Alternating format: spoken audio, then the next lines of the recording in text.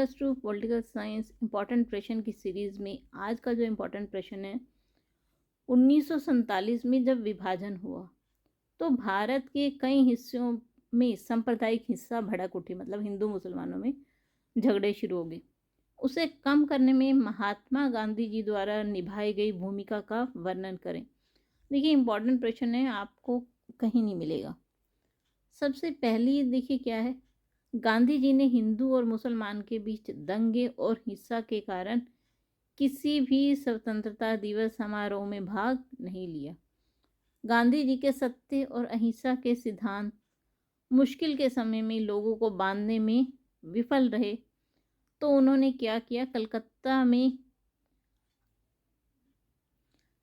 में रहे और वहाँ पर उनकी उपस्थिति के कारण ही दंगों में काफ़ी शांति आई और उन्होंने जो कलकत्ता में स्वतंत्रता दिवस मनाया वो काफ़ी सद्भावना के साथ मनाया गया।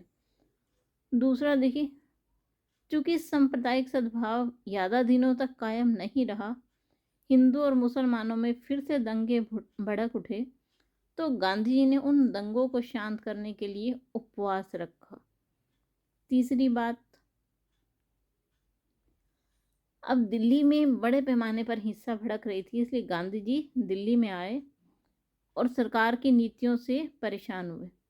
उन्होंने फिर से उपवास रखा, जो जनवरी 1948 को उनका आखिरी उपवास साबित हुआ। आप लोगों को ध्यान होगा कि इसी 30 जनवरी 1948 को नाथूराम गोडसे जी द्वारा उन्हें एक प्रार्थना सभा में गोली मार दी गई थी, जिससे उनका देहांत हुआ।